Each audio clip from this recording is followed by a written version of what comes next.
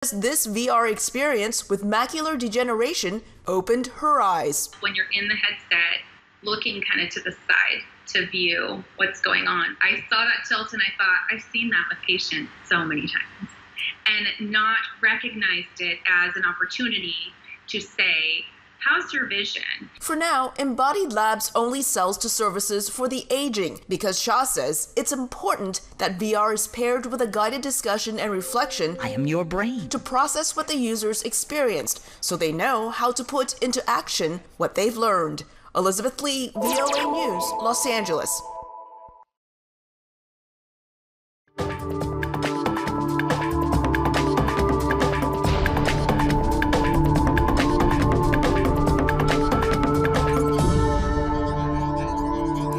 صلابين قرم جمن داخل شمو هفكار عسو جبار وقالك بخير هاتن كورت كونكشن دنجي امريكا لواشنطن هشتي سبيدا روجا يك شمية كورت كونكشن لسر بلاتفورم دنجي امريكا وساتلايتا NRT تيوش عندنا سڵاوی یاسۆ جەباریشتان لێبێت هاوکات لە بەرنامەکانی ئەمڕۆدا سەنگیش دەخەینە سەر ئامادەکاریەکانی ئەمریکا بۆ هەڵبژاردننی نیوەی خولی سەرۆکایەتی هاوکات بازە خۆپیشاندانە ناڕزایەکانی هاوڵاتیانی ئێران دژی ستەمکاری و کوشتنی هاوڵاتیان و هاوکات باسی پرسی پێکێنانی حکوومەتی عێراقیش دەکەین و ئەو ئاڵنگاریانە چین برنامه دادی سال لعفرین آلوزین ئەولەهیە چەندێ ژیانە خەڵکێ شەفرزە دکن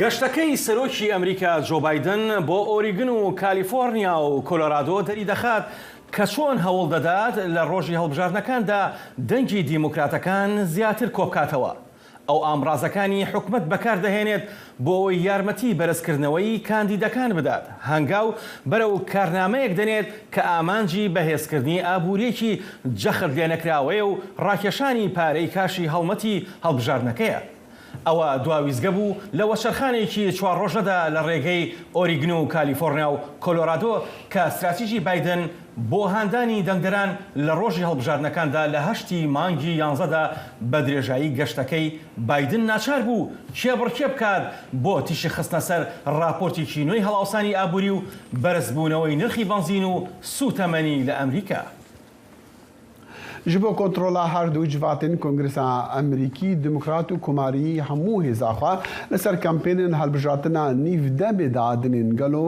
خەما دەنگدەرین ئەمریکی چییە دوان هەڵبژاردناندا بەڵێن ساڵح پێداچوونی دکا بەڵێن ئەم کاتت باش یعنی چ کێشەیەک هەیە کە جێی سرنجی زۆری خەڵک بتن بۆ ئەم هەڵبژاردنەی کە پێدرێن متتێرم لە ئەمریکا یەکێک لەو نیگەرانیانەی کە هەیە لە ئێستادا دەخیل ئەوی ژمارەی کەمی ئەو کارمەندانەیە کە سەرپەرشتی هەڵبژاردنەکان دەکەن هەر لەم چەند ڕۆژەی ڕابردوودا 13 سیناتۆر لە ئەنجومەنی سیناتی ئەمریکادا ڕاگەیەنراوێکیان بڵاو کردەوە و تیایدا داوایان لە حکوومەتی فێدراڵی کرد کە دەبێ هەوڵێکی چڕ و پڕ بدا لە تەواوی ئەو ستانانەی کە ئەم کێشەیان هەیە کێشی کەمی کارمەندانی هەڵبژاردن هەروەکو لەو لێدوان و لەو ڕاگەیەنراوە یانشدا ئاماژەیان پێ کردووە پێدەچێت کە هەڕەشەکان و ئەو بارە ئاسایشی کە ڕوبەڕووی بوونەتەوە بوو بێتە تەگەرەیەکی گەورە لە بەردەم ئەوەی کە خەڵک ببنە کارمەند بۆ ئەم هەڵبژاردنەی میدتێرم لە ژمارە ستانی ئەمریکادا بۆ نمونە ستانی تەکساس چەندان بنکەی هەڵبژاردن داخراون بەهۆی ئەوەی کە خەڵکی تەواویان لە بەردەستدانیە بتوانن سەرپەرشتی هەڵبژاردنەکان بکەن باشە بەڵێن لە ئێستادا دیموکراتەکان چەندێک شیانیان هەیە کە فەرمانڕەوایەتی لەو ویلایەتانەدا بەدەست بێنەوە کە پێشتر نوێنەرانی دیموکرات فەرمانڕەوایان تێدا هەبوو دیموکراتەکان لە هەموو ئەم هەڵبژاردنەدا لە ململانەیەکی ئێجگار توندان سەبارەت بە فەرمانڕەوایانی ستانەکان دەخیلستانی ئۆریگن یەکێکە لەو ستانانەی کە هەمیشە بۆ دیموکراتەکان ئەژمار کراوە و لە ماوەی 40 ساڵی ڕابردوودا هێندەی ئێستا ڕوبەڕووی ئاڵنگاری نەبووەتەوە دیموکراتەکان بە تایبەتی کە فەرمانڕەوایی ئێستەی ستانەکە بۆی نییە جاریشکە خۆی هەڵبژێرێتەوە لەبەرەوەی هەردوو تێرمی فەرمانڕەوایەتی خۆی تەواو کردووە. ئێستا ستانی ئۆریگن بۆ نمونە 3 کاندیدی هەیە، کاندیدێکیان دیموکراتە ئەوی تریان کۆماریە و یەکێکیان کاندیدێکی سربەخۆیە کە پێشتر دیموکرات بووە. هەر 3 کاندیدەکەش پێشتر ئەندامی کۆنگرێسی ستانی ئۆریگن بوون. لەوێ ململانیەکە ئێجگار توندە بەپێی ڕای هەندێک لە چاودێر و هەندێک لەوانی کە چاودێری کاروباری ئەم هەڵبژاردنە دەکەن دەڵێن قورسە کاندیدی دیموکراتەکان بتوانێت سەرکەوێ، بەڵام کاندیدی کۆماریەکان بە سوودوەرگرتن لە دۆسەی ئابووری وە قسەکردن لەسەر ئەم پرسە توانیوێتی هەندێک هەنگاو بچێتە پێشەوە. هەڵبەت هەڵبژاردنەکانی مترمی ئەمجارە زۆر گرنگن و بووە لە مێژووی ئەمریکادا ئەو پارتێکە لە کۆشکی سپیا و کۆنتترۆلی کۆنگرس دەکاتن لەم هەڵبژاردننی مترمدا زۆربەی جار باش نابێت بەعکسەوە نارەکەی سەرکەوتنی دێن. بەڵام بەڵێن دۆسەی ئابووری و گرانی و نرخی سوتەمەنی پێدەچێتن ئەمانە فاکتەری سەرەکی بن لەم هەڵبژاردنەدا. ئێستا بەرەبەرەتی بادن کە دیموکراتە یان کۆشکی سپی و هەموو دیموکراتەکان چ بەرنامەیەکیان هەیە بۆ ئەوەی بتوانن ئەم هەڵبژاردنە ببەنەوە لە کۆنتترۆلی کۆنگرس لە دەستیاندا بمێنتەوە. بەڵێ دەخیلەر وەکو تۆ ئاماژۆ پێکرد بەو دۆسەیانە دۆسەی ئابووریە دۆسەی گرانیە بەرزبوونەوەی نرخی سوتەمەنیە ئەمانە تەگەرەیەکی گەورن لە بەردەم بەرەو پێشوونی زیاتری دیموکراتەکانە. دیموکراتەکان هەر لە سەرەتای هەڵمەتەکانی هەڵبژاردنەوە جەختێکی ئێجگار گەورە دەکەنەوە لەوەی کە ئەم دۆخە ئابووری لە ئێستا لە ئەمریکا دروست بووە، ینی پەیوەندی نییە بە خراپی بەڕێوەبردنەوە یا خراپی سیاسەتی ئابووریەوە بەقەد ئەوەی ڕەهەندە جیهانیەکان ڕۆڵیان تیادا بینیوە.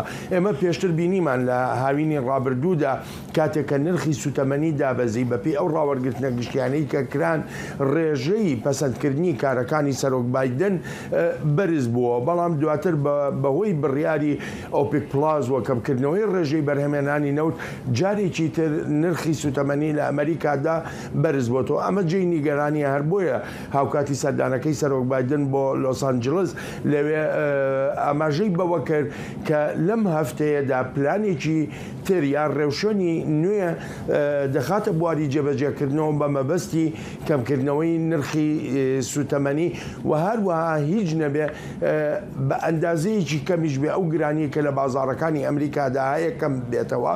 دیموکراتەکان بەڕاستی لێرەدا دەبێت زوو بە زوو بە فریای خۆیان بکەون، چونکە وەکو تۆش ئاماژە پێکرد دۆسەی ئابووری گرانی ئەمانە فاکتەری هەرە سەرەکین لە ئەم هەڵبژاردنەی متێرمدا. باڵێن ساڵح ڕاستەوخۆ لەگەڵ ماموو زۆر سپاس بۆ تۆ. پانێڵێکی یاسادانەرانی ئەمریکا لێکۆڵینەوە لە هێرشەکەی 6 مانگی ساڵی 2021 دەکەن بۆ سەر کۆنگرێسی ئەمریکا. ڕۆژی پێنجشەمە دەنجیاندا بە بانگهێشتکردنی سەرۆکی پێشوو دۆناڵد ترامپ. ئەمەش لە ڕووی یاساییەوە ناچاری دەکات گەواهی بدات سەبارەت بە ڕۆڵی لە هەوڵدان بۆ هەڵوەشاندنەوەی ئەنجامی هەڵبژاردنەکانی ساڵی 2020. ئەندامانی کۆنگرێسی ئەمریکا لە ئێستادا فەرمانیان داوەتە دۆناڵد ترامپی سەرۆکی پێشووی ئەمریکا سەبارەت بە ڕۆڵی لە هێرشەکەی 6 مانگی یەکی کرایە سەر باڵەخانەی کۆنگرس گەواهی بدات.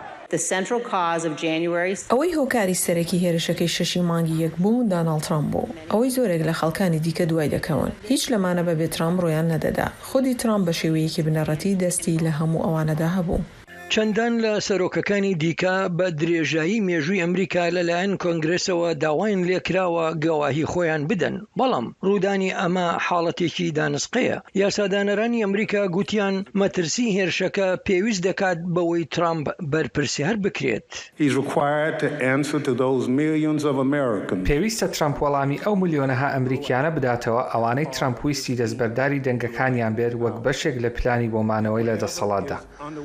ئەم کۆمیتەیە داوا لێپێچینەوەی تەواو دەکات لە هەر ئەمریکاییەک کە لە ڕووداوەکەی 6 مانگی یەکدا تێوەگلا بوو. ترامپ ڕخنەی لە کاری کۆمیتەکە گرتووە بە ناعادل ناودێری دەکات لەبەر ئەوەی کۆمیتەکە وەک ترامپ دەڵێت لەو دیموکراتانە و کۆماریانە پێک دێن کە دەنگیان بۆ لادانی ترامپ لە پۆستەکەیدا بوو بەڵام زۆربەی بەڵگەکانی پێشکەش کراون بۆ تاوتوێکردنی کەیسی ترامپ لە ئەندامانی پارتەکەی خۆی و کارمەندانی پارتەکەی ترامپن. هەموو ئەو بەڵگانە لەلایەن زۆربەی کۆماریەکانەوە پێشکەش کراون نەک لەلایەن دیموکراتەکانەوە یان نێرانی ترامپەوە پێشکەش کرابن. کۆمیتەکە دەسەڵاتی نییە هەتا بتوانێت تۆمەتی تاوانکاری پێشکەش بکات بەڵام کۆمیتەکە دەتوانێت دەرئەنجامەکانی بەدەستی دەهێنێت بداتە وەزارەتی دادی ئەمریکا. ئێمە بە هێندەی پێویست زانیاریمان لە بەردەستدا هەیە بۆ ئەوەی تاوتوی پێشکەشکردنی تاوانکاری دژ بە چەندان کەس بۆ وەزارەتی داد بکرێت. پێشبینی دەکرێت کۆمیتەکە لە چەند مانگی داهاتوودا راپۆرتێک لەسەر ئەنجامەکانی دەستی دەکەوێت بڵاو بکاتەوە. وا دەڕوانرێتە ترامپ کە پێناچێت پابەندی بانگێشکردن بۆ لێپێچینەوە ببێت و بەوەش ڕوبەڕووی تۆمەتی بەلاوەنانی فەرمانی کۆنگرس دەبێتەوە. بۆ کاترین جیپسن سمکۆ عەزیز دەنگی ئەمریکا. دەنگی ئەمریکا سەرچاوەی متمانە پێکراوی هەواڵ و زانیاری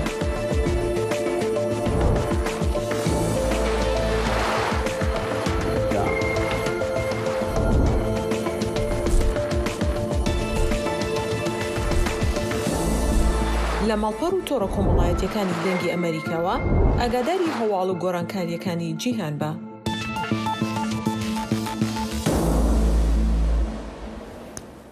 تەلەڤیزیۆنە دەوڵەتە ئیرانی ئیرۆ یەکشەمی ڤیدیۆ واشاندن نیشان دەدن کە چاوە ئاگربەر بووە زیندانە ئێڤین لە تەهرانی شەڤیدی ئاگربەر بووێ زیندانی یاکو ناودەنگی وێ بە خراپی دەرکەتیە. محسن منسووری فەرمانداری تەهرانی گوت ئاگربەر بوو زیندانی پشتی شەڕێ زیندانیên بەشی جلدرونێ لێ چ جوان زیندانیان نەشیا بڕەبن پێتên ئاگری ji زیندانê bilind bûn û herzû mîdyaya xwe cihî vîdyoyên wê ne weşandin. Cudabîrên siyasî û çalakvanên dijî hikûmetê di wê zindanê de girtîne. Ragihandina dewletê dibêje bi kêmî neh zindanî birîndar bûne lê ajansa Reuters ragihandiye ku 4 ji zindaniyan mirine û 61 ji wan jî birîndar bûne. بەڵێ هەر سەوارەت بە ئێران دوا بە دوای گرتێبەربوونی زیندانە مەترسیدارەکەی ئێران خۆپیشاندەرانی ئێران شەوی شەمە بەرەو زیندانی ئەوین لە تاران بەڕێکەوتن و تا بەرەوەیانی ئەمڕۆ یەکشەمە لەوێ ماونەتەوە بۆ پشتیوانیکردن لە زیندانیانی ڕێپێوانیان ساز کردووە دوای ئەوەی ئاگر لە دامەزراوەکە کەوتۆتەوە. ڕۆژی شەمە ئاگرێکی گەورە لەو زیندانە کەوتەوە و لە کاتێکدا ئەو زیندانە تایبەتە بە زیندانیکردنی چالاکوانانی سیاسی کورد و فارس و نەتەوەکانی دیکەی ئێران. شاد حاڵەکان ڕایانگەاندووە کە گوێیان لە تەقە بووە. ئاژانسی میدیای دەوڵەتی ئێران ئێرنا ڕایگەاندووە بەهۆی پێکدادانەوە 8 کەس بریندار بوون. شاید حاڵێک ڕایگەاندووە ئەو ڕێگەیانەی دەچنەوە سەر زیندانی ئەوین بەڕووی هاتوچۆدا داخراون. هێشتا گوێمان لە دەنگی تەقەیە. خۆپیشاندەران بە درێژایی ئەو ڕێگەیانە کە بەرەو زیندانەکە دەڕۆن بە پێ دەڕۆن و هەندێکیان ئاگریان داگیرساندووە و دروشمی مەرگ بۆ خامنایی دەڵێنەوە. دوشەمەی ئیرانیان لە ئەکوادۆری خۆپیشاندان لە پایتەختی کردن لێ دژی کوشتنا دەهان خۆپیشاندەرین دناف ئیرانێدا. خۆپیشاندەران داخوازا دادوەریە کردژی کوشتنا ژینە ئەمینی یا 22 ساڵی ڕا دە زیندانە پۆلیسی ئەخلاقیە کۆمارە ئیسلامیە ئیرانێدا. وانگۆجی ئەو نەبتنێ خۆپیشاندانە لە دژی یاسا و ئاستەنگن تایبەت بکنجین خانمان دکن بەلکولی دژی حکومەتی یاکو ئازادیان ئاستەنگ دکا. ji demê destpêkirina wan xwepêşandanan li mehane Êlûnê 233 xwepêşander hatine kuştin. Kar bi destên Îranê dibêjin welatên Rojava ew xwepêşandan pîlan kirine. بەڵێ ئامارەکانی چاودێری مافەکانی مرۆڤ کە بنکەکەی لە ئەمریکایە لە دوای خۆپیشاندانەکانی حەڤەی مانجینەوە تا ئێستاکە دەڵێن لایانی کەم 233 خۆپیشاندەر کوژراون. ئەو گروپە ڕاشی گەیاندووە لە نێو ئەو کوژراوانەدا 32 کەس تەمەنیان لە خوار 18 ساڵەوەی واتە مناڵن تا دێ خۆپیشاندانەکان زیاتر تاو دەسەنێت و ناڕەزایەکان گەورەتر دەبن. سەرباری دڕندەی هێزە چەکدارەکانی ئێران بەرامبەر بە خەڵک بۆ زانیاری زیاتر دەچینە لای فەرهاد فەلاحی لە واشنگتنەوە. فەرهاد، دوایمین زانیاریەکان چین؟ ئەم کاتتان باش ئاسۆ، من ئەمە تەنیا بۆ پشتڕاست بکەم و ئێستا لە نیویۆرکم لەسەر ئەو بارودۆخەی کە ئێستا لە ئێرانەوە بەڕێوە ئەچێ هەروواکە لە هەواڵەکانە ئاماژەتان پێکرد دوێنێ لە ئێران لە سەرانسەری ئێران لەسەر داخوازی هەندێک لایەن و ڕێکخراوە خۆپێشاندانی بەربڵاو بەڕێوەچوو ئەوەی کە سەرنجی هەموو میدیا جیهانیەکان و وڵاتانی جیهانی بۆ خۆی ڕاکێشا دوێنێ لە شاری تارانی پایتەخت زیندانی ئەڤین بوو کە ئاگری تێبەر بوو و لە دوای ئەوەی کە ناڕەزایی هەبوون و هەندێک لە زیندانیەکان لەوێ هەوڵیاندا بوو خۆپێشاندان بکەن ئاگر تێبەربوون لە زیندانی ئەوین کە هەر کەسێک کە چاودێری بارودۆخی ئێران کە ئەزانێت کە بە دامەزراندنی کۆماری ئیسلامی ئێران زیندانی ئەوین یەکێک لەو گرتوخانانە بووە کە بەردەوام زیندانیانی سیاسی بەتایبەت زیندانیانی سیاسی کورد لەو گرتوخانەیە لە سێدارە دراون، ئەشکەنجە دراون، ڕێژەیەکی زۆر لە زیندانیانی سیاسی بیانیش لە زیندانی تارانی ئەوین هەن هەر ئێستاش هاوڵاتی ئەمریکی لە زیندانی ئەوینی تاران بوون. دیارە دوای ئەگەر تێبەربوونەکە لە زیندانەکە هێزەکانی کۆماری ئیسلامی ئێران هەوڵیان داوە ئەو ناڕەزاییە لە نێو زیندان سەرکوت بکەن، دەنگی تەقەی زۆر بیسراوە، خەڵکی تاران بەو دیمەنانەی کە بەدەستمان گەیشتووە هەتا چواری سەر لە بەیانی بە کاتی تاران لە دەور و پشتی گرتوخانەی ئەوین بوون بۆ ئەوەی کە هەواڵێک لە کەسوکاریان و لە گیراوەکانیان لە نێو بەندیخانەکە ببیسن. کاردانەوەکان هەتا دێت زیاتر دەبێت میدیاکانی کۆماری ئیسلامی ئێران بە ئاماژەدان بەوەی کە هەندێک ئاژاوەگیر لە نێو زیندانەکەەوە هەوڵیان داوە ئاژاوە بگێڕن، ئەویش بە گوێرەی میدیا فەرمیەکانی کۆماری ئیسلامی ئێران و پارێزگاری شاری تاران لە هەموو جیهان هەتا دێت کاردانەوەکان زیاتر ئەبێت. ئەتوانم ئاماژە بە لێرە لە ئەمریکا بکەم دوێنێ سەرۆک بایدن کە لە کەمپینی هەڵبژاردنەکاندا لە ڕۆژاوای ئەمریکا لە ویلایەتەکانی ڕۆژاوای ئەمریکا وەک کالیفۆرنیا و ئۆرێگەن و کۆلۆرادۆ ئەمانە ئاماژەی بەو بابەتە کرد، ئاماژەی بە زۆرداری دەسەڵاتدارانی کۆماری ئیسلامی ئێران کرد و پشتیوانی خۆی دووپات کردەوە بۆ خۆپێشاندەرانی ئێرانی. هەروە نەت پرایس وتەبێژی وزارەتی دەرەوە دوێنێ درەنگانی شەو لە تویتێکدا ئاماژەی بەوە کرد کە چاودێری بارودۆخی گرتوخانەی ئەڤینەکەن لە شاری تاران و سوئیسرا، ئەو وڵاتەی کە ناوبژیوەنکارە لە نێوان ئەمریکا و ئێران بۆ مافە دیپلۆماتیەکانیان داوایان لە سوئیسرا کردووە کە بە زووترین کات هەواڵێک لە هاوڵاتیانی ئەمریکی کە لە گرتوخانەی ئەڤینن بەدەست بخەن. ئەمەش لە کاتێکدایە کە وتەبێژی ئەنجومەنی یاسایشی نیشتیمانی کۆشکی سپی جان کەربی لە وتوێژێکی تایبەتی لەگەڵ دەنگی ئەمریکادا سەبارەت بەوەی کە کاریگەری ئەم خۆپێشاندانان و بارودۆخی ئێران ئێستای ئێران چی ئەبێ بەسەر دۆسیەی ناوەکیەوە وتی diplomacy right now underway with respect to the Iran deal. لە ئێستادا سەبارەت بە ڕێکەوتنی ئێران هیچ دیپلۆماسیەک لە ئارادا نییە و لە دۆخێکی چەقبەستوو داین و سەرنجمان لەسەر ئەوە نییە. بەڵێ سەرۆک هێشتاش پێ وایە کە بەڕاستی گرنگە ئێران توانایی وەدەسێنانی چەکی ئەتۆمی نەبێت و پێی باشە لە ڕێگای دیپلۆماسیەوە کارە بکات. بەڵام لە ڕێکەوتن دەگەڵ ئێران زۆر لێکدووری. ئەوەی کە بۆ ئێستا تیشکی دەخینە سەر ئەوەی ڕوونی بکەینەوە کە ئێمە بەردەوام دەبین لە لێپرسینەوە لە ڕێژیمی ئێران بۆ شێوەی کە تا ئێستا ڕەفتاری کردو.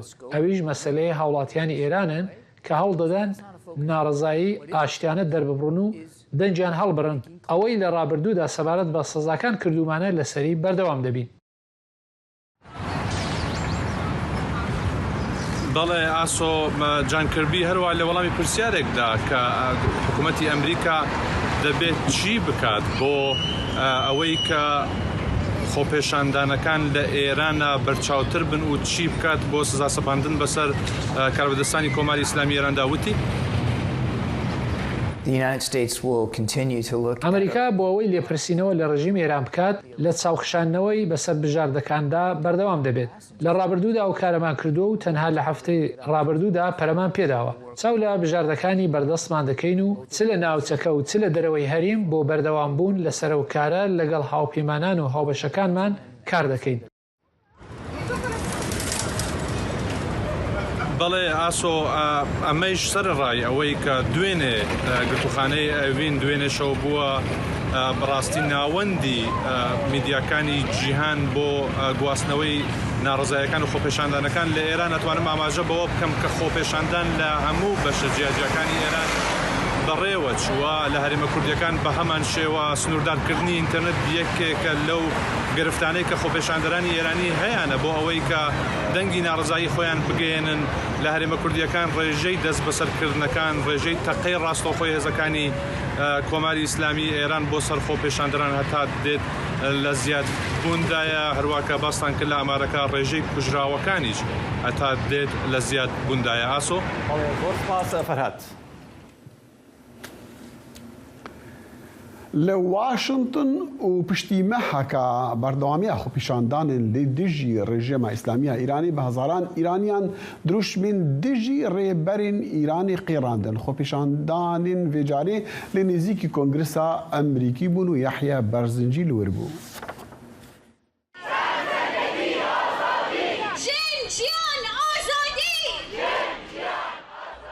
خۆپیشاندانی ئێرانەکانی واشنگتن بەردەوامە و ئەم جارە ژمارەکە زۆرتر و بەردەمی کۆنگرێسی ئەمریکا و یاسادانرانی وڵاتە زلهێزەکەیان هەڵبژاردووە هەر هەفتەیە و دەستیان لەسەر دڵیانە بۆ ئەو هەموو هەواڵە ناخۆشانی ئێران کە هەر ڕۆژە و ناوێت بۆ سەر تۆماری قوربانیەکان زیاد دەبێت.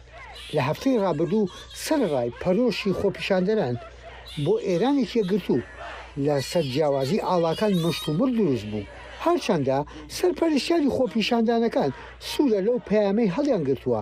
هم همین در واقع اعتراضات و تجمعاتی هستش که خۆپێشاندانەکانی ڕۆژانی شەمە لە واشنگتن دیسی پێکەوە بەڕێوە دەبریان سەر ڕایبوونی جیاوازی لەسەر ئاڵا و دروشمەکان و بێروڕای سیاسی جیاواز. واشنگتن نمونەیەکی جوانی پێکەوە ژیانە و سەیوانێکی بچووکیشە کە ڕەنگ بداتەوە بۆ پێکەوە بوونمان. کچە کوردە سەقزیەکە ژینای ئەمینی سەرتۆپی گڕی ئەو مەشغەڵەیە کە بەدەستی سەر تاسەری ئێرانەوەیە. قوربانەکانیش تا دێ لەو سەرزەمینە دەیان ژینا و کوڕەلاوی دی وێنەکانیان دەچنە پاڵی کچە کوردە سەقزیەکەوە. ئێمە هەموو کات دەبێت یەکگرتوو بین لە دژی حکوومەتی ئیسلامی کۆماری ئێران ئەگەر هەر گرفتێکی شاد بێتە پێش چارەسەر کراوە و ئێستا کاتی ئەوە نییە. گەڵی جوانە بیرڕای جیاوازمە هەویتن ئەم نەتەنها کورد بەلکو کورد و عەرەب و بەلوچ و فارس و گەلی دنە ئیرانێ هەموو دەستمە دەدا دەستی یەک ئەم وێ جای کوردستانی یا ئیرانی بە کوردستانی تایبەتی لەنا دەستی وێ جمهوریە ئیسلامی و ڕژیما ئیسلامیەکی تەرۆریست پەرڤەر ڕزگار بکەن. ئەکتەری ئێرانی لە هۆلیوود نازەنینی بنیادی لە خۆپیشاندانەکە بوو. لە وتارەکەیدا ئاماژەی بەوە کرد گرنگە بەردەوام نامە بۆ سیناتۆر و ئەندامانی کۆنگرس بنێرن. ئەمە تەنها سەبارەت بە مەحسا نیە لەسەر بە زۆر حیجابکردن و پۆلیسی ڕەوش نییە دەربارەی حکوومەتێکی گەندەڵە و دەبێت بڕوات. بە پێی تێپەڕینی کات ڕەنگە ئێرانەکانیش وانەیان لە ڕابردوو وەرگرتی بێ پێدەچێت یەکگرتوویی باشترین ڕێگا بێت بۆ پێکەوە ژیان و ئایندەیەکی باش بۆ ئێران. یەحیا بەرزنجی دەنگی ئەمریکا، واشنگتن. دەنگی ئەمریکا سەرچاوەی متمانە پێکراوی هەواڵ و زانیاری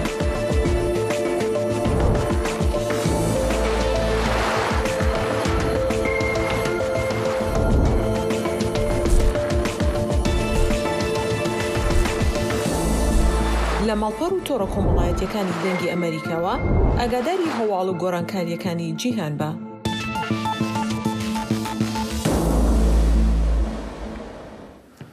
دوای ئەو هەموو چاوەڕوانی و ململانی حیزبی و سیاسیانە کە تەواوی کۆمەڵگەی عێراقیشیان بەخۆیانەوە گرفتار کردبوو سەرە کۆمار هەڵبژێردرا و سەرە گۆزیرانیش ڕاست پێدراوە بۆ پێگەێنانی حکومەت. ئایا دەتوانن کێشەکانی خەڵک بڕەوێننەوە و ئاستەنگەکان چین؟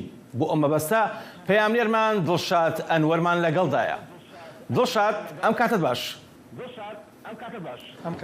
دوای هەڵبژاردننی سەرە کۆمار ناکۆکی نێوان پارتی و یەکێتی قوڵتر بۆتەوە یان کاڵ بۆتەوە ئاسۆ بێگومان ناکۆکی نێوان یەکێتی و پارتی هەر ناکۆکی نێوانیان بەردەوامی هەیە بێگومان ناکۆکی نێوان یەکێتی و پارتی تەنها وابەستە نیە بە پۆستی سەر و کۆمارەوە بەڵکو دەیان کێشەیتر هەیە لە هەرێمی کوردستان و لە ناوخۆی هەرێمی کوردستان کە یەکێتی و پارتی ناکۆکن لەسەری بەڵام پۆستی سەر و کۆمار ئەکرێ بڵێن کێشەکانی ئاڵۆزتر کرد بە تایبەتی دوای ئەوەی کە پارتی دیموکراتی کوردستان کاندیدەکەی کێشایەوە و ڕایگەیاند کە پشتگیری لەتیف ڕەشید دەکات بۆ پۆستی سەر و کۆماری عێراق یەکێتی نیشتیمانی ئەمەی بە هەوڵێکی پارتی زانی بۆ ئەوەی کە چاوەکان لەسەر ئەوە لا بدا کە لەتیف ڕەشید کاندیدی یەکێتیەوە بیگوێزێتەوە بۆ ئەوەی کە دوای یەکێتی پشتگیری دکتۆر بەرهەمی کۆ لە ڕاستیدا بەرەم ساڵە کاندیدی فەرمی یەکێتی نیشتیمانی بوو و تا آخر لەحزەش یەکێتی نیشتیمانی پشتگیری بەرەم ساڵحی کرد و دەنگی بە بەرەم ساڵحدا بەڵام لەگەڵەوەشدا لەتیف ڕەشید ئاوەڵزاوای جلال تەڵەبانی سکرتێری کۆچکردوی یەکێتی نیشتیمانیە و کادرێکی یەکێتیە بەڵام ئەکرێ بڵین هۆکاری هەڵبژاردننی لەتیف ڕەشید ئەوە بوو کە یەکێتی و پارتی هەردووکیان پێداگر بوو لەسەر کاندیدەکانیان دواتر شیعەکان وەکو حەلێکی وەسەط لەتیف ڕەشیدیان هێنایە ناو ساحەکەوە. بەڵێ دڵشاد ئایا پێکهێنانی حکوومەت ڕوبەڕووی ئاستەنگ نابێتەوە لەلایەن سەدرەوە؟ ئەلۆ دڵشاد؟ ئەلۆ گوێ لێمانە دڵشاد؟ دڵشاد ببورن دڵشاد ببورن داوای لێبوردنەکەین گوێ لێ ئەمە زۆر باشە. دڵشاد باسی ئەوەمە کرد ئایا پێکهێنانی حکوومەت ڕوبەڕووی ئاستەنگ نابێتەوە لەلایەن سەدرەوە؟ بێگومان حکوومەتی عێراق لە بەردەم ئاستەنگی گەورەدایە و سەدر تەنها چەند مانگێکیان ساڵێکی دیاری کردووە بۆ حکوومەتی عێراق بۆەوەی ئیشوکارەکانی ڕاپەڕێنەوە دواتر ڕەنگە جارێکی سەدر پەنا بواتەوە بۆ وڵژاندنی شەقام سەدر بەشداریکردنی حکوومەتی ڕەت کردوێتەوە و سەدر تاکو ئێستا ئامادە نییە کە دانیشتێ لەگەڵ هێزە شیعەکانە بۆیە سەدر ئەوێت تا چەند مانگی داهاتوو چاوەڕوان کات و دواتر کە موکڕەکانی حکوومەتی عێراق بخاتە ڕوو و پاشان لەو ڕێگەیەوە شەقامی عراقی دژی کابینەکەی محەممەد شیع سوودانی کاندیدی چوارتەوەی هەمانگی بۆ پێکهێنانی حکوومەت بوروژێنێت بۆیە سەدر ئەکرێ بڵێن لە ئێستادا لە کەمیدایە بۆ حکوومەتی داهاتووی عێراق و ڕەنگە چەند مانگێک چاوەڕوان کات دواتر هەندێک لە گرفت و کەم و کوڕەکان بخۆزیێتەوە و بیکاتە وەسیلەیەک بۆ وروژاندنی شەقامی عراقی. بەڵێ ئایا حکوومەتی تازە دەتوانێت کێشە کەڵەکە بووەکان چارەسەر بکات بێجگە لە کێشەی سیاسی کێشەی ئابووری و کێشەی خزمەتگوزاری و نەهامەتەکانی خەڵک لە عێراق و هەرێمی کوردستان؟ بێگومانەوە زۆر جار چاودێران وەڵامی و پرسیارە ئەدەنەوە کە کێشە کەڵەکەبووەکانی عێراق هێندە زۆرە ڕەنگە بە کابینەیەکی یەک ساڵی ئەم کێشانە چارەسەر نەبن بە تایبەتی ئەم کێشانە کەڵەکە بووی دوای ساڵی 2023 و دەیان گروپی جۆرا و جۆر و هێزی جۆرا و جۆر لە عێراق هەن کە بەرژەوەندەکانیان ناتەبایە لەگەڵ بەرژەوەندەکانی خەڵدا بۆیە پێ ناچێت کە ئەم هێزانە ڕێگە بدەن بە حکوومەتی داهاتووی عێراق کە بە ئارەزووی خۆی هەنگاوەکانی بنێ و هەنگاوەکانی لە بەرژەوەندی ئەوان نەبێت وە کێشە کەڵەکەبووەکانیش لە عێراقدا هێندە زۆرن هەر لە نەبوونی خزمەتگوزاری لە کێشەی ئەمنی لە بوونی میلیشیا لە زۆر گرفتی تر بۆیە چاودێرانی عراقی چاوەڕوان ناکەن کە حکوومەتەکەی محەممەد شیع سوودانی کە ساڵێک تەمەنیەتی بتوانێت ئەم هەموو کێشەیە چارەسەر بکات. بەڵێ دڵشاد سوپاس بۆ زانیارەکانت هەر بژین.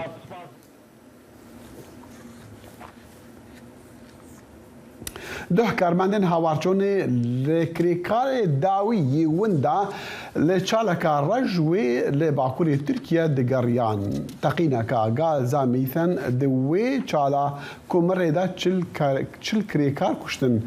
Teqîn di çala nêzik bajarê Amesra li ser deryaya reş li demê roja yan Rojavayê roja Eynî bû qewmî. Wezîrê Enerjiya Tirkiye got گریان برف داویه تیوی گو جی آگر بر بویا آگر بر بو چال آگری کو بر بو چاله نها هاتیا و مراندن وزیر ترکی دی بیجا چل کریکار در رودان دا مرنا 28 بریندار بونا و 50 جی هاتنا رزگار کرن وزیر ترکی گو جی 110 کس د چاله دبون دماتقین قومی سروک ترکیه رجب طیب اردوغان جی دی بیجا لیکولین دوی سر هاتی دا دیورا کرن.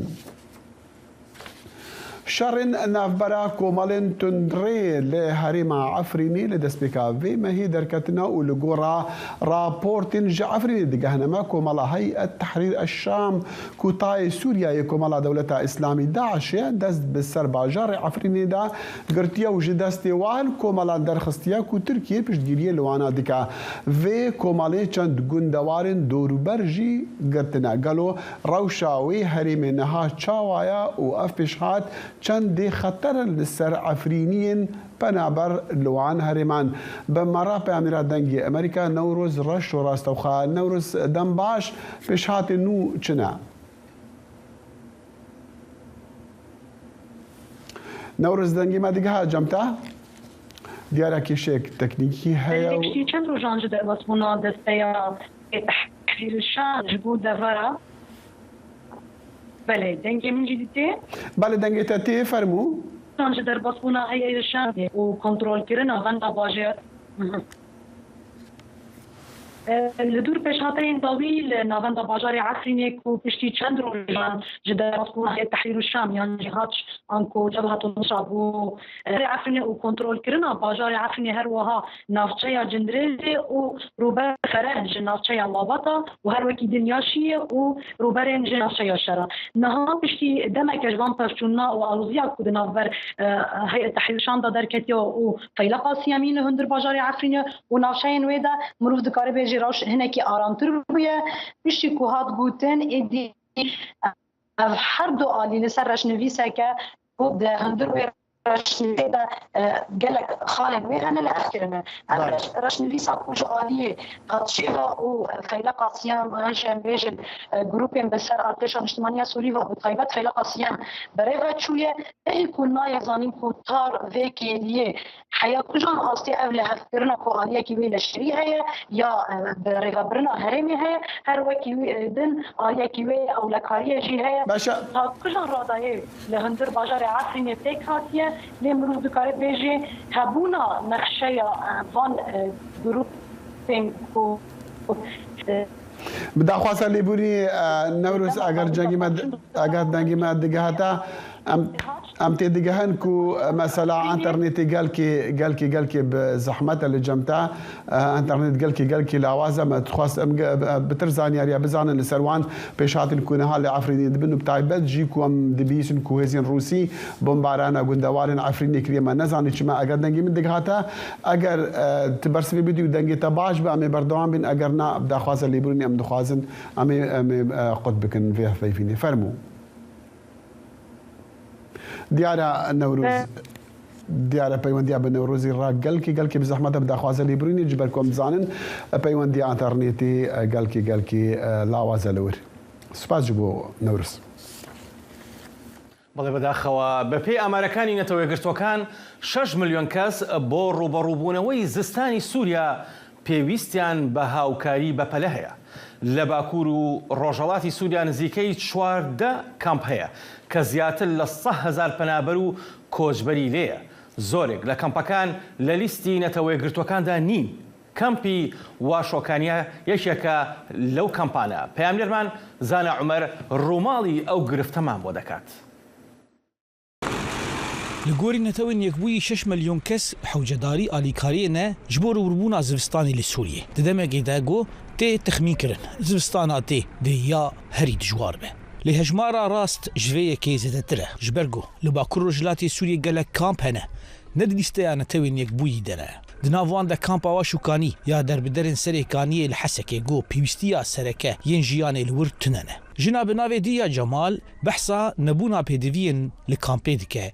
Dibêje pêwîstiya wan bi sotemenî û alîkariyan heye. Da ku karibin rûbrûyê serma zivistanê bên. Çandir ji me lazim e.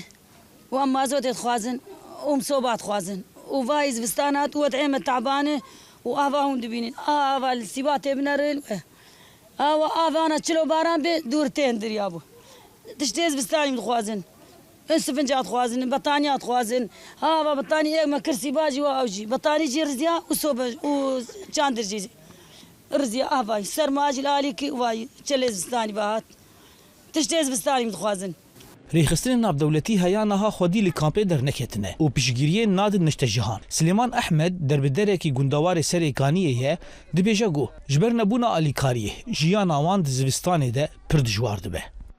والله كوني ما بو 3 سال قتيام كان جار مشكاي كر اساس كونج مرباني كونج ناني ومازوت ما لازم حيانا مازوت ناني صوبه ما لازم مازوت ما لازم قيش ما لازم والله وان شاء الله بكي ام بكي افكر سيري كاني سيري صالح بكي خدي بكم فكر سيري كان تو تشتربو والله ما تو تشاقيش ما بس بالنهار قيش ما لازم ورا كوني ما بين قيش قتيانا قيش ما قول يا بلوك بين 200 هندر صد بلوك بدما بس معنا سوي باشي او جنان حضرتش ما لازم كاتنا لالیا کدن ریوبریا خسر هود ده به کارین خوای سینوردار سوتمنی و پدوی انزوستان جخلکی را د کامپی ده دابین بکه هفسروک انجمانا ریوبریا کامپی علا الدین علی جدنگ امریکا را دبیجه پلانک وان جبور و بربونا ورز انزوستان لی کامپی هیا لی پیوستی با الیکاریا دزگه ناو دولتی هنه براستي تشتن هنا ام وك جبر زحمت بونا جكيما بونا تشتا امريكا مقدمين يعني عم بين وك هري اساس ما دام ازوت ده يعني براستي بركيم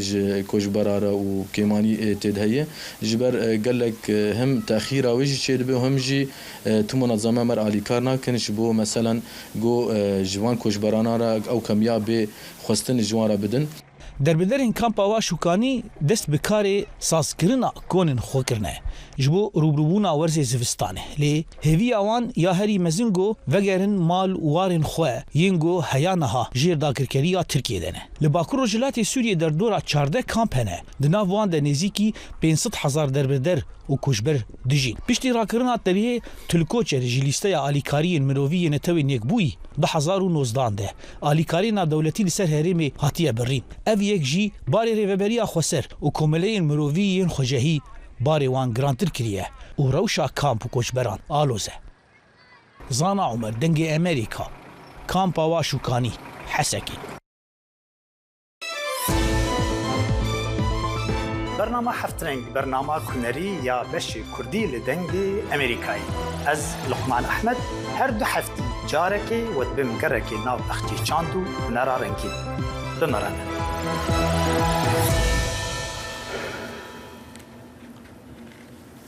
وزیر دەرەوەیە ئەڵمانیا هۆشداری دا کو رووسیا دخوازە دووبەرەکی بێخەناف وڵاتین ڕۆژئاوا بە ئافڕاندنا کریزا پەنابەران لە دەمێک و مۆسکۆ شەڕێخوا لە ئوکرانیا بەر فرح دکا انا لی نا بايرك باد گوتا کنگری پارتیا خوا پارتیا کسک افشر نبتنی شر چکای یان جی شر انرژیا هتاکو ام چاره سری جی را ببینن لی او شر ترسو دو برکیه او دویتن امر لی بگرن وزیر آلمانی گوت جی چونکو افشر یه گلک عالیه و گلک ولاد دی بجدار بن پنابر نبتنی دی ج اوکرانیا ورن بلکو ج ولاتن دین میناسور بیا کورید دا فروکن سوارن به ویزا.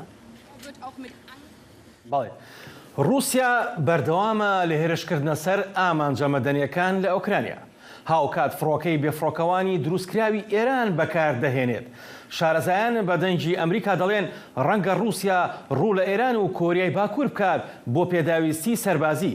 ئایا هاوکارە سەربازیەکانی نێوان تاران و مۆسکۆ چۆن کاریگەری لەسەر هەوڵەکانی بەڕێوەبەرایەتیەکەی بایدن دەبێت بۆ زیندووکردنەوەی ڕێکەوتنە ئەتۆمیەکەی ئێران؟ Ev heftiyeke Ukrayna tibin êrişên dijwar dabû. Sersivîlan û binesaziya li paytext Kievê û li seranserê welatî wekî vê êrişê ya li bajarê Mykolaiv li başûr. Wezareta Berhevaniyê ya Brîtanyayê piştrast kir ku hêzên Rûsî dronên Îranê yên şehîd 136 ji meha tebaxê êre ve bikartîne û ew ti êrişên hûwane yê vên hefteyê de hatine bikarînan. Peyvdarê civata evlehiya netevî John Kirby bu dengê Amerîkayê ser dronên Îranê axivî. Me dizanî got ev dron dê bikevin meydana şer dema got me bi eşkerî got got Rûs ji bo kirîna wan diçin Tehranê. Em dê bibînin ka wan çi bandor heye lê eşkereya got ew xwediyê şiyanên gujerin. Kirby got ku Amerîka û hewalbendên vê yên NATOyê sistemên berhevaniya esmanî bû Ukraynayê dabîn dikin. Da ku bersiva êrişên Rûsyayê bidin. Pisporekê gote dengê Amerîkayê ku دبک و سدمکا پراتیکی هبک و موسکوا جبو درونان بری خود ده تهرانه. دبک و چکن وی نجانتر دقده وی به تونان گلک چکن کون ین سوویتا بری و چکن روسی وکی بومبین کون هنه و احتمال کو او نچار بمینه کو وان چکان بکار بینه. پسپورک دنجی گوته دنگ امریکایی کو بالکیشه کو ایران تول شر روسیایی لدیجی اوکراینیایی دبه. سال 1979 ده او ورده افجارا یکمه گو ام کمارا اسلامیه ایرانی دبینن گو به وی رنگی دکوین اپراسیونک دن به لشکری محطانها او یک دواری آلیکاریا دولتک دن یا سرورده ندیتو بو. ایران گلکی چالاک ده هرمی ده و پشتوانی ده کومکین شر وکالتان وکو حزب الله و یه دنجی للور ایران پشگریه روسیا دکه اف ناسایه اف تشتکی نویه. الکس واتانکای گوته دنگ امریکایی او باور ناکه کو دابینکرنا ایرانی یا درونان بو روسیایی باندورک بهز سر حولدان امریکایی جن جخوا راوستاندی یم و جاندنا را کفتن نوکیا ایرانی بکه. اوی گوت کو تهران حول داده کو هفکاریا خویا دیگل موسکوایی وکی نگرینگ نشان بده. او نخوازن به تدیتن گو او بشتاری وی پفچونی دبن جبر گو او جرایا گشتی یا ایرانی را نیگرانن گو پر لدیجی ایریشا روسیای لسر اوکراینیای. تداوی مها بوریدا سروک اوکراینیای ولادیمیر زلنسکی بکار اینانا درون ایرانی بو ایریشن سر ولاتی وی شرمزار کرد. و هجمارا کارمندن دیپلماتیک ین لبالوزخانه ایران لکیوی کم کرد. راپورتا سیندی سین، جاتو özel، دنگ امریکا، واشنگتن. تایبەتمەندن سایبەر سکیۆریتی پاراستنا زانیارین جیتالی دەبێژن ێریشن دەهی vێمەهەیە لەسەر 14 سایتên فرۆکخانên ئەمریکا جوانە فرۆخانە لۆس ئەنجلس و شیکاگۆ کارێ وانە گەلکێ ئالۆز کریە. ئەو ێریش بوون سەدەمێ ئالۆزکردنا وان و دەبێژن کو گروپên هاکەرên رووسی خەتابارن بوان ێریشان. ایریشا اینکار کرنا کارو باره مالپرن هری کیم 14 فروخانه این امریکی کر آرمانج گوان بگره بیکرین وان کمپانیان جبر ترافیکا زیده لسر مالپران به زحمتی وان مالپران بکار آنین لپش وی پسپورد بیجن کما هکینگ روسی کلنت هیا که به 10,000 شوپینرین وی هنه لسر قانالین ویین لسر تلگرام مالپرک مدیا جواکیا کو هم لروسی و هم جل اوکراینایی گلک دهیت بکار آنین هکرین روسی گلی دکن جزاین روژاوایین لدجی روسیایی که جبر ایریشا روسیایی لسر اوکراینایی او هکران جزایان وکی کریاره که ایریشکاری بناو دکن. وان ادعا کر گو هر گروپین آلیگری اوکراینیا بن آنجی پشگریه بدن اوکراینیا او بشتاری وی شری لدجی روسیا دبن و او سدمگو او بوان ایریشین سایبری پیکتینن و تی بیرا من دیسا ده گولانا سال 2022 ده کلنت براسی لدجی ده ولاتان بو بگود ناو وان ده امریکا، بریتانیا، المانیا، ایتالیا جی هبو به فرمی شر راگیاند. او شر ایریشن سیبره دوی نوبر ده شر فیزیکی جده دومه ده 8 جوت مهیده تاقینک چی بو سر پرکی که روسیا و کرما که دبن داگرکریا روسیایی به هفره گریده ده روسان برسبا و ایریشی دا پسپورن سیبر و کاربدستکی پای بلنتی امریکی ده بیجن که حتی نها تدلیل تنه که حکمت روسیایی لپشوی ایریشا سیبر بو پسپور هر وها ده بیجن باندورا حکران سنوردار بو. او لرخصتنین گرینگ آنجی رخصتنین بناسازی گرین دیگره لی او پراستی بناسازی آلمانچ ناکن او مالپرین که بوان رخصتنا و گریداینه دکن هدف که پراستی چطه کلیاوان به اپراسیون رانیه اپراسیون بلافران باندور ندیتن هکر آستین جهاتبونه ین جهه رنگ نشان دادن جه کسین که نو دست بیکرنه حیا پسپور و او سرکفتن خواه اشکره دکن. They are very interested in their بالداریا خواه یا ده مدیا ده گرینگ دبینن و دخوازن بو خواه ناوکی نشانکری چه بکن. مارقه کل روسیای جه هیا لی پسپور دبیجن زیانن ایریشن دوی رنگی گیمن. او پراستی گرین نینن پراستی دم کرتن لیت داویه دا راستی نکو مروف وان پاشگاه بکه ev dibêjin ku ev ê berdewam bikin. Ji bo Mike O'Sullivan, Rûken Işık, Dengê Amerîka, Washington. بڕیارە لەم مانگەدا کۆنگرەی پارتی کۆمەنیستی چین سێم خولی 5 ساڵە ڕادەستی شی جینپینگ بکات. هەندێک لە پسپۆران دەڵێن پێشبینی دەکرێت ئەم سەرۆکە چین بەرەو حکومەتێکی تاگڕەوتر بێت.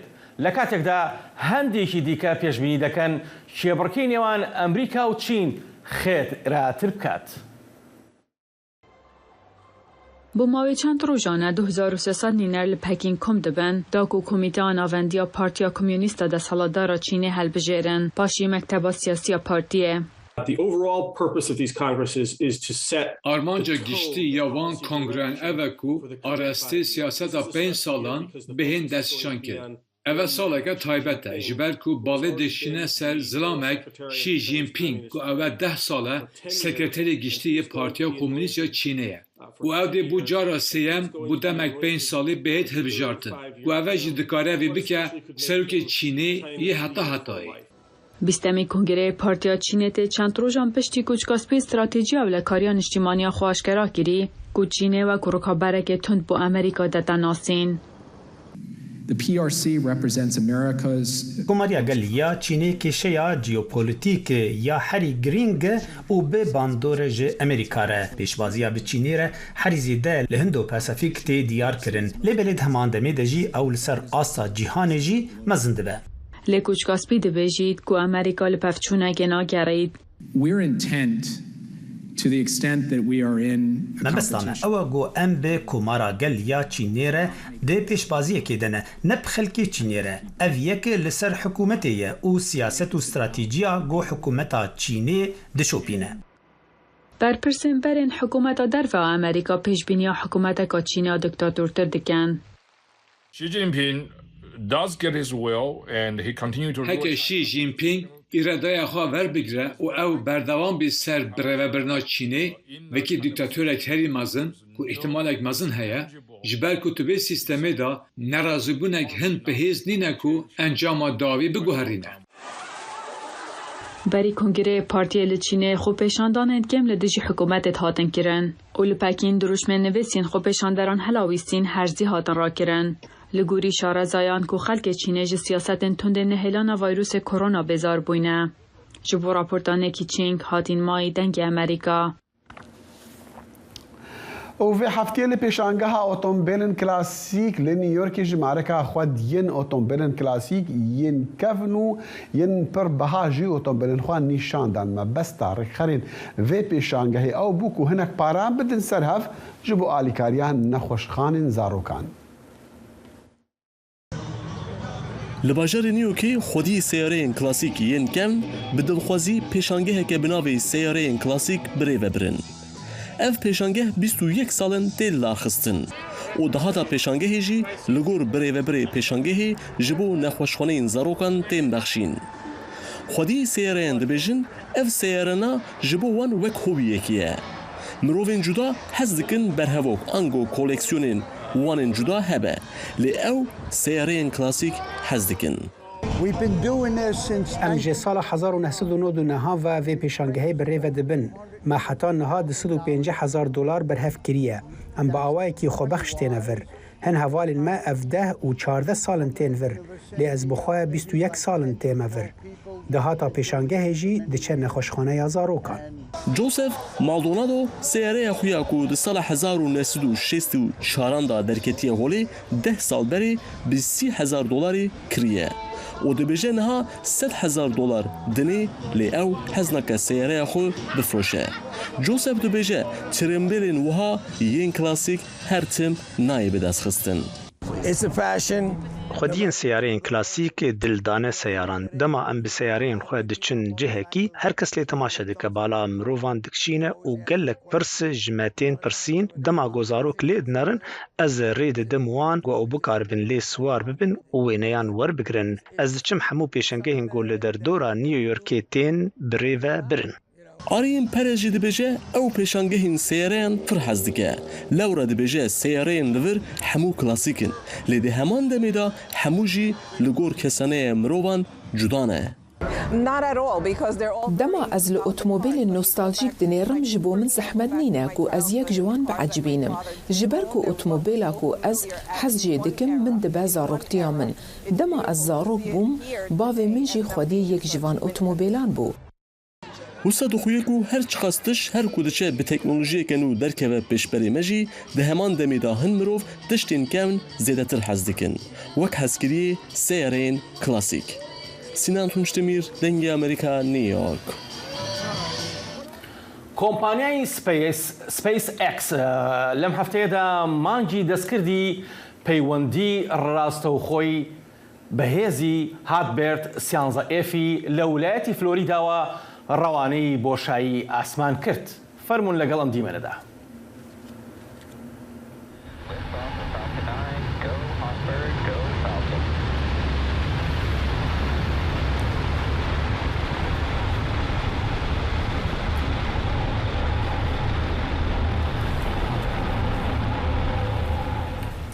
بیویا دمین خوش حتا صباحی ام دگهینه دی برنامه کدیا کورت کنکشن دا خوازا ساغم سلامتی و دکینو خدا حافظ هەر شاد و بەختەوەر بن.